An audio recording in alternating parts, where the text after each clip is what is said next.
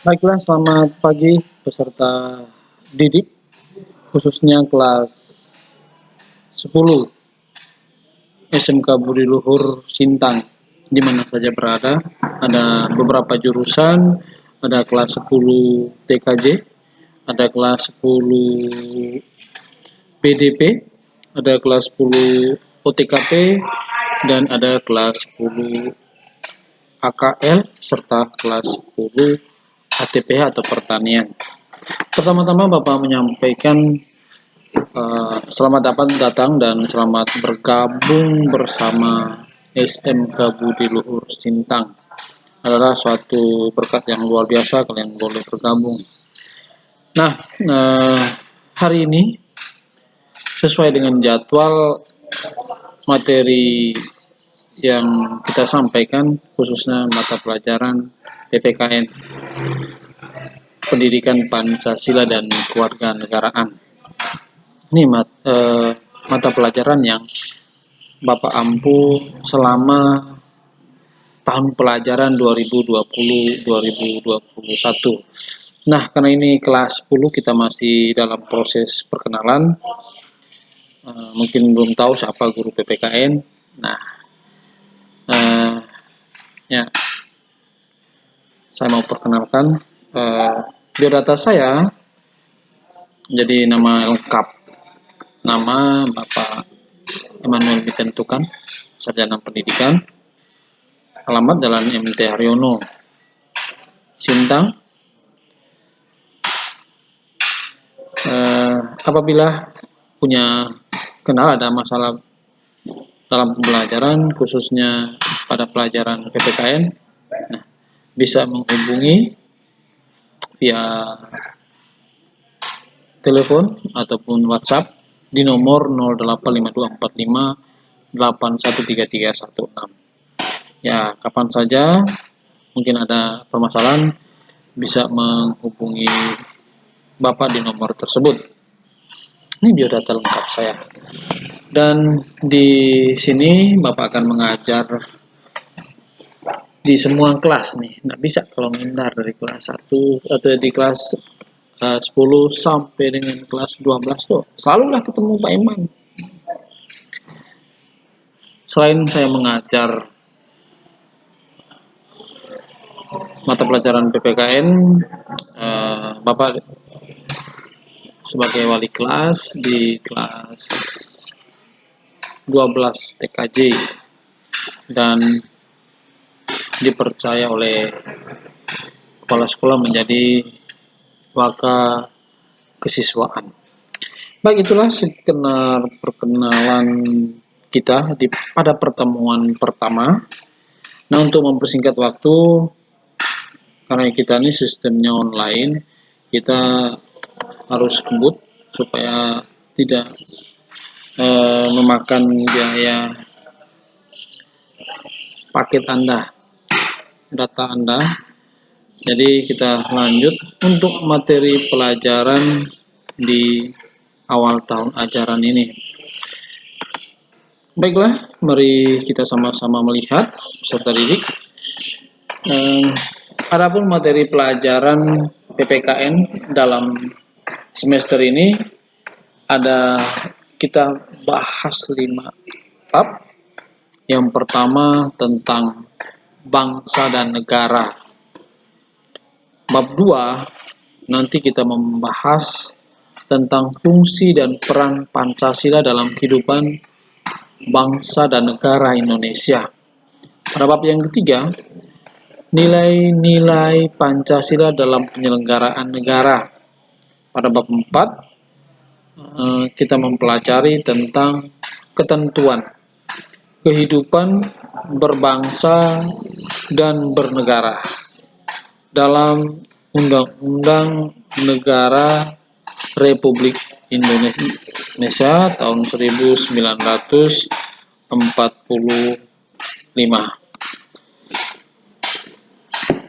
Sedangkan di bab terakhir nanti kita akan mempelajari tentang sistem politik Indonesia. Bagaimana sistem politik Indonesia? Nah, akan lebih jauh nanti kita lihat pada bab 5 nanti. Baik, kita beralih kepada Materi bab 1 itu tentang bangsa dan negara. Apa sih itu bangsa dan apa sih itu negara? Nah, mari kita lihat.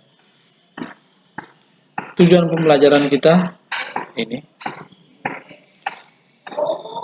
mempelajari materi hakikat bangsa dan negara. Peserta didik dapat menjelaskan pengertian, ada sifat hakikat, ada unsur pembentukan bangsa maupun negara itu sendiri, serta fungsi dan tujuan bangsa dan negara dengan tepat.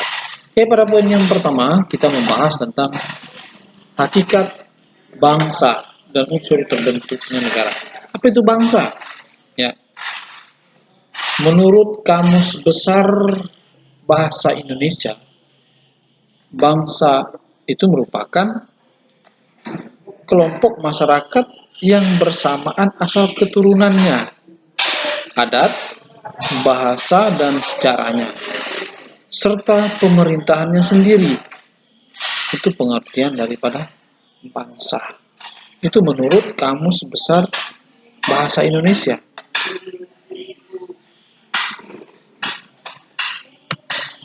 Nah, sekarang kita melihat pengertian bangsa menurut beberapa ahli. Nah,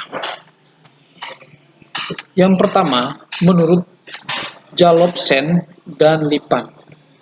Jalobsen dan Lippmann. Bangsa itu adalah suatu kesatuan budaya atau cultural unity dan kesatuan politik atau political unity. Artinya, bangsa merupakan sekelompok manusia yang menganut kebudayaan sama.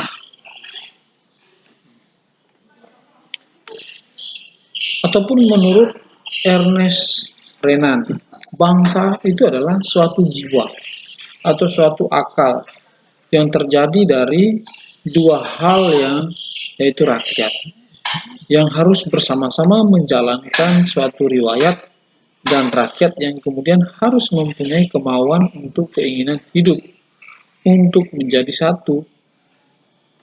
Sedangkan berikutnya menurut C.F. Ratzel, bangsa terbentuk karena adanya hasrat bersatu. Hasrat itu timbul karena adanya rasa kesatuan antara manusia dan tempat tinggalnya atau paham geopolitik. Dan yang terakhir adalah tentang menurut Otto Bauer, bangsa adalah sekelompok manusia yang mempunyai kesamaan karakter. Karakter itu tumbuh karena adanya kesamaan nasib. Atau dari beberapa pengertian di atas dapat disimpulkan. Ya, kalau dapat disimpulkan menurut kita masing-masing ataupun dari pengertian yang ada, Anda bisa menarik kesimpulan. Apa itu bangsa? Misalnya, saya kemukakan menurut saya, bangsa itu adalah kumpulan orang-orang yang mendiami suatu wilayah yang memiliki kesamaan nasib, adat istiadat, budaya, ataupun asas kerohanian, serta memiliki kesamaan nasib dan sepenanggungan atau senasib dan sepenanggungan. Contoh bangsa Indonesia kalau memiliki persamaan adat budaya ya kurang lebih sama.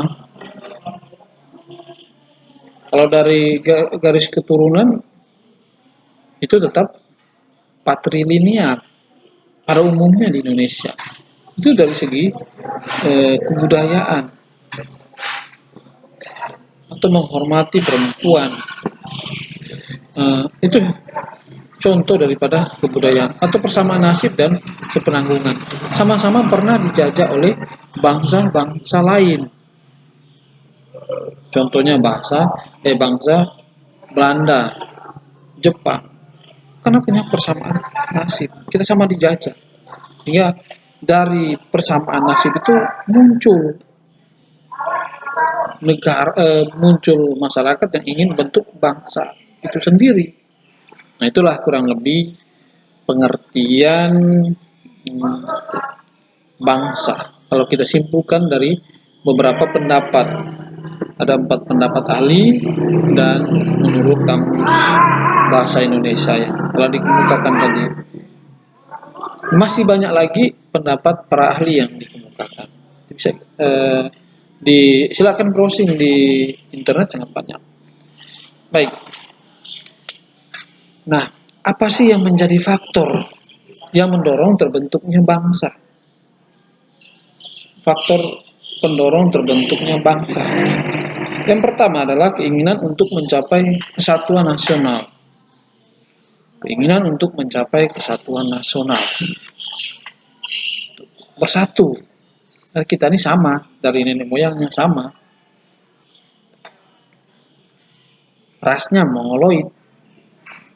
Yang kedua, keinginan untuk mencapai kemerdekaan dan kebebasan normal sepenuhnya. Jadi yang kedua, keinginan untuk mencapai kemerdekaan dan kebebasan normal sepenuhnya. Ya, sebuah bangsa tentu harapannya merdeka. Jadi bangsa itu terbentuk karena keinginan untuk hidup merdeka, bebas, normal, nggak mau dijajah. Nggak bosan dijajah Belanda dengan Jepang itu 3,5 abad atau 350 tahun. Makanya ini faktor.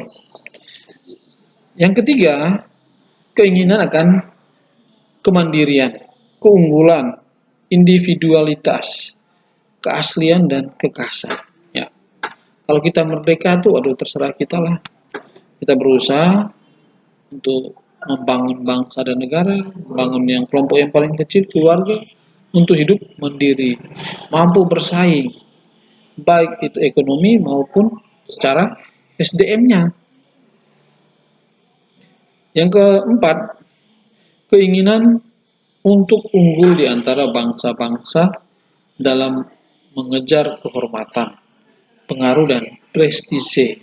Jadi kita tidak hanya menjadi penonton, kita tidak hanya menjadi konsumen, tetapi kita tampil kita sebagai negara yang bisa memproduksi. Ya, kita juga punya pengaruh. Bangsa Indonesia juga punya pengaruh yang besar. Tanpa kehadiran bangsa Indonesia, negara di dunia ini tidak bisa ngapa-ngapa. Nah gitu.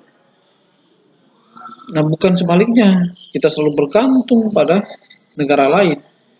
Tetapi negara lain tidak bergantung pada kita. Tetapi seharusnya ada imbal balik.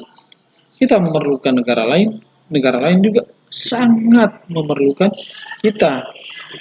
Jangan HP, sepeda motor, mobil kita beli dari negara lain, Jepang, Amerika, Cina, dan lain-lain. Tapi Indonesia tidak pernah memproduksi hasil teknologinya yang dijual ke luar negeri. Itu. Jadi dengan keinginan terbentuknya bangsa dan negara ini, kita harus unggul, mampu bersaing dengan negara-negara di dunia. Baik. Yang berikutnya adalah poin yang ketiga, unsur terbentuknya negara. Sekarang dalam benak kita memikirkan tentang negara. Negara, misalnya negara Indonesia, kenapa bisa ada?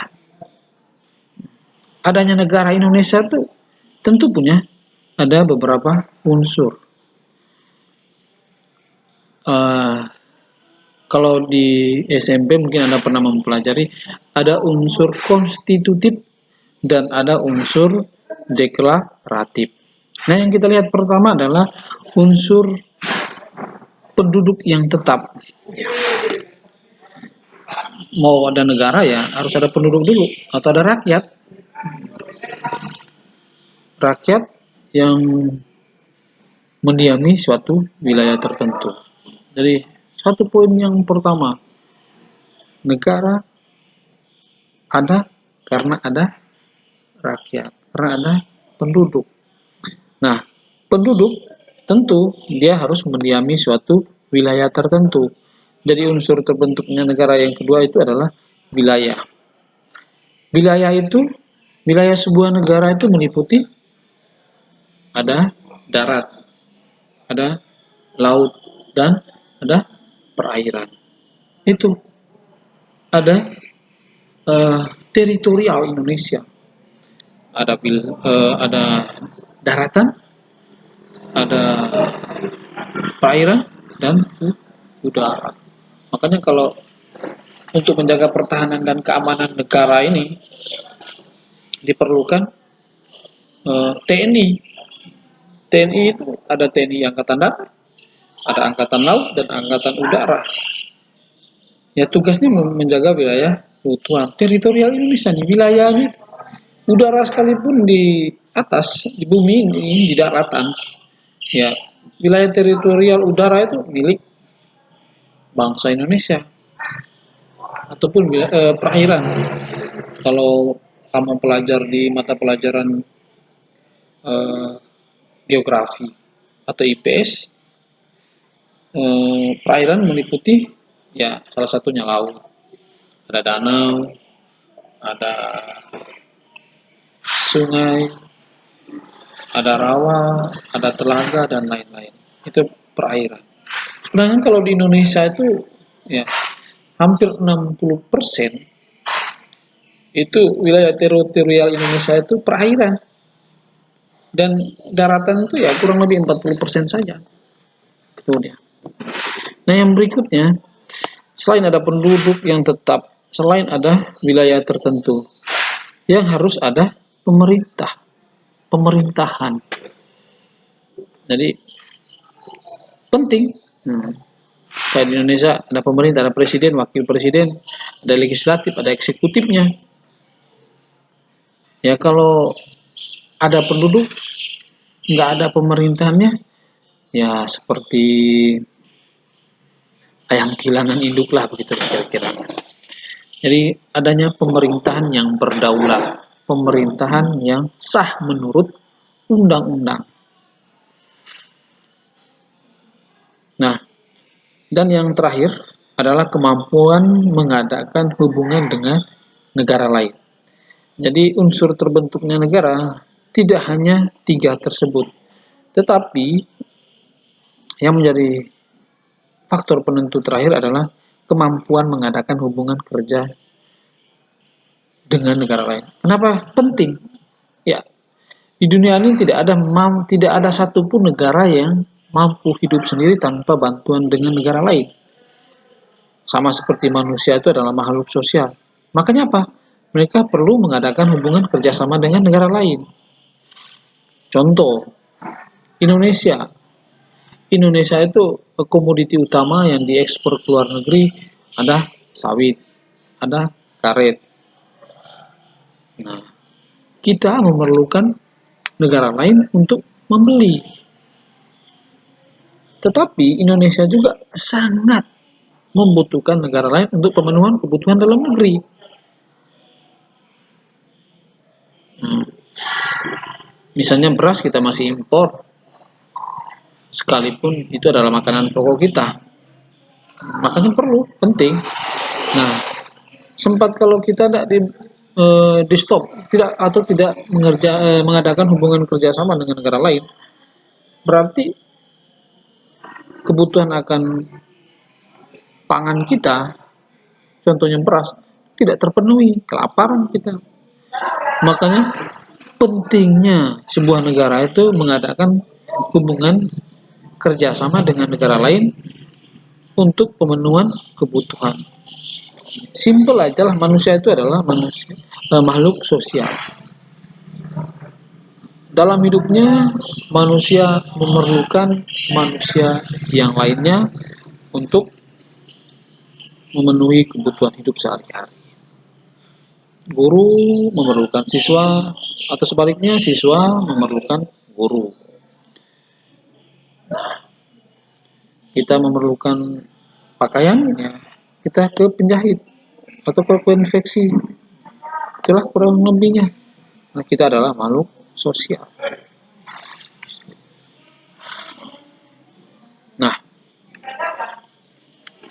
kita beranjak pada poin yang ke B.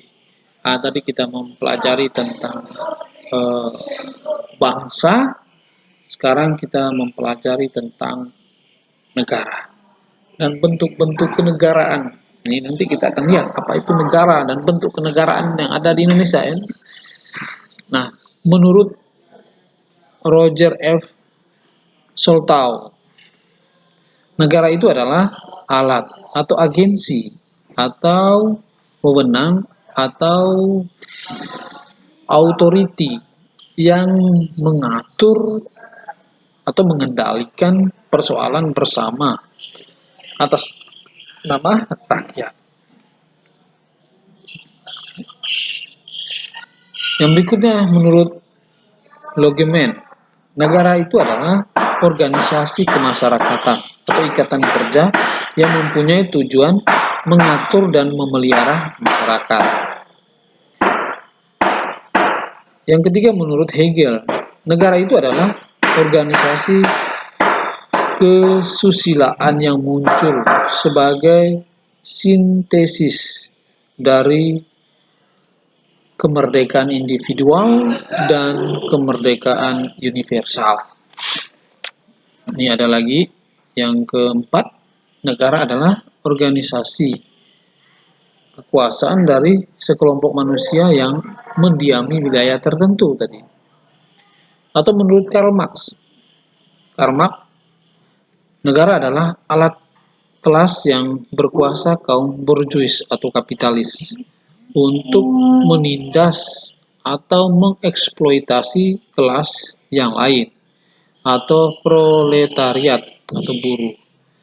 Dan yang terakhir menurut Cronenberg, negara itu adalah salah satu organisasi yang timbul karena adanya kehendak dari suatu golongan antar bangsa.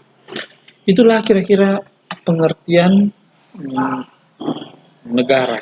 Nanti bisa Anda menyimpulkan di pertemuan berikutnya, bisa kalian membuat kesimpulan menurut kalian. Apa itu bangsa menurut kalian berdasarkan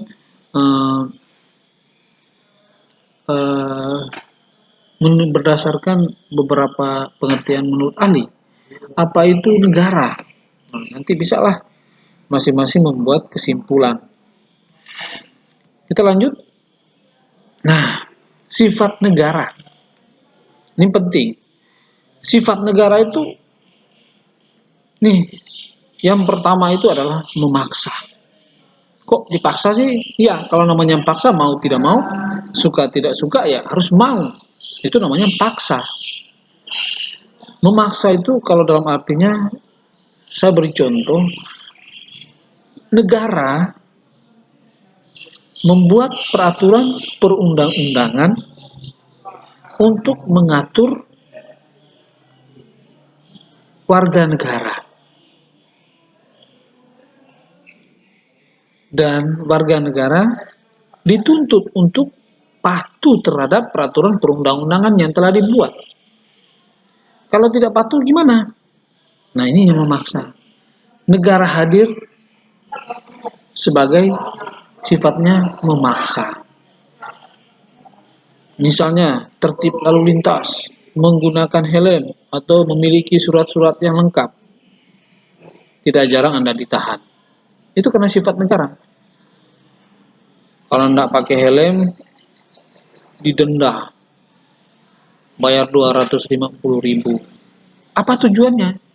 Supaya ada efek jerak. Wow, mendingan saya beli helm 250.000 daripada saya ditilang dan harus bayar denda.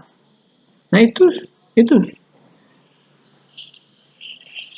sifat daripada negara.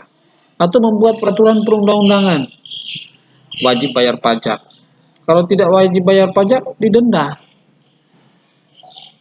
dihukum, atau membunuh orang. Nah, ditangkap, dia memaksa, ya, dibawa, digiringlah ke penjara, diproses dulu ke pengadilan. Kalau terbukti bersalah, ya masuk penjara. Dan harus mau tidak mau, mau diborgol. Itu dia. Dan yang kedua, sifat negara itu adalah memonopoli atau monopoli. Nah, monopoli di sini negara hadir dapat mengintervensi misalnya aliran politik ataupun aliran-aliran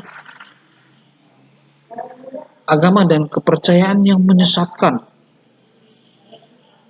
Tak jarang negara hadir membubarkan ormas yang doktrinnya garis keras ataupun aliran-aliran agama tertentu yang misalnya saya ini Mesias, datanglah dan percaya kepadaku.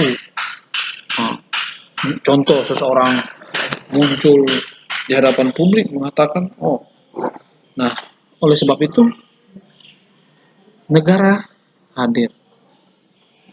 Sifatnya apa? Memonopoli. Dia tak mau tahu, tidak boleh kenal kompromi. Ya, misalnya teroris, itu kan ajaran doktrinnya menyesatkan. Nah, negara hadir nih mengamankan mereka nih, meluruskan kembali ajaran dia yang menyesatkan. Itu.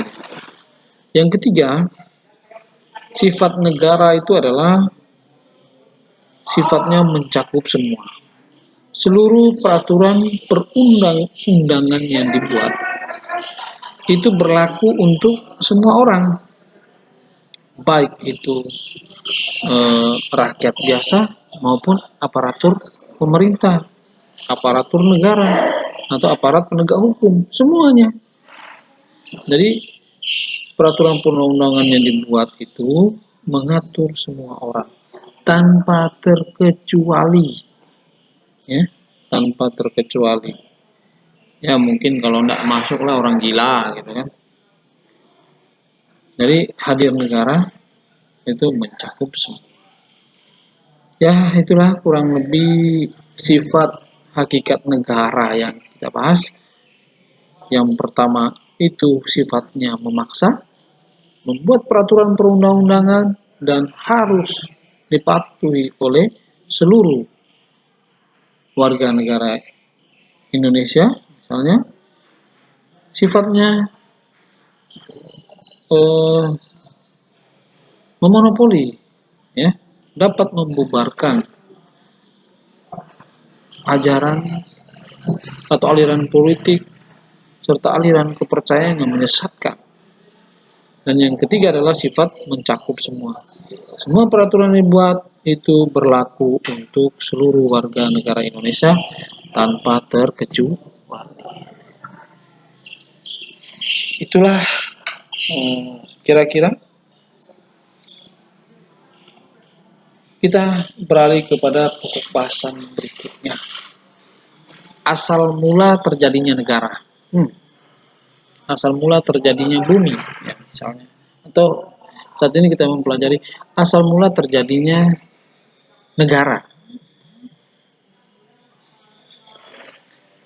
Negara ada melalui proses pertumbuhan negara dan pendekatan teoritis. Ada proses pertumbuhan primer, ya, utama, dan ada proses pertumbuhan sekunder. Ya.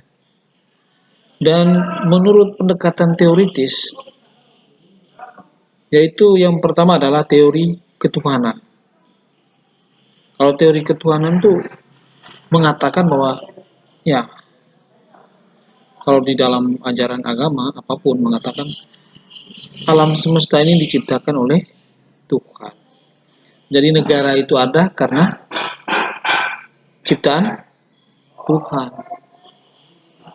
Gitu. Kalau namanya teori ketuhanan, semua segala sesuatu Tuhan. Saya hadir saat ini karena Tuhan. Saya ada karena adanya Tuhan. Nah, begitulah. Negara hadir, negara ada karena adanya Tuhan yang menciptakannya. Dan yang kedua adalah teori perjanjian. Negara itu hadir karena ada teori perjanjian. Ya, kalau kita perang, yang menang perang, dia menguasai negara. atau wilayah ini. Itulah namanya teori perjanjian. Atau yang ketiga adalah teori kekuasaan. Ya, kekuasaan. Dia yang menguasai. Yang berikut adalah teori hukum alam. Artinya negara itu terbentuk dengan sendirinya. Terbentuk dengan sendirinya. Ya, sebelum kita lahirkan negara itu sudah ada. Itu menurut teori hukum alam. Setelah yang terakhir adalah teori hukum murni. Murni dari keberadaan bangsa dan negara ini murni apa adanya, sudah ada. Jadi itulah kira-kira asal mula teori terjadinya negara. Demikian materi pelajaran kita tentang teori, dan kita akan melanjutkan pada kali berikutnya. Nanti kali berikutnya kita akan mempelajari tentang fungsi dan tujuan negara. Fungsi dan tujuan negara. Mungkin di akhir penyampaian materi ini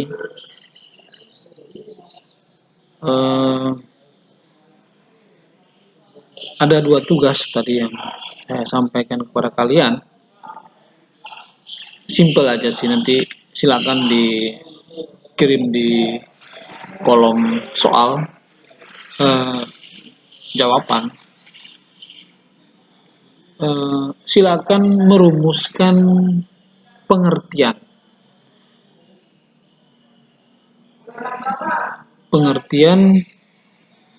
bangsa dan pengertian negara menurut Anda berdasarkan kesimpulan dari pendapat para ahli. Jadi pengertian bangsa menurut ahli sudah, silakan disimpulkan menurut Anda, ya. Lalu pengertian negara menurut ahli sudah. Nah sekarang menurut Anda bagaimana? Nah silakan dikerjakan, lalu dijawab di kolom soal. Nanti kita akan ketemu di kali berikutnya. Salam sehat, tetap jaga jarak atau social distancing, dan selalu menggunakan masker ketika Anda bepergian. Sampai jumpa. Semoga Tuhan memberkati kalian semuanya. Amin.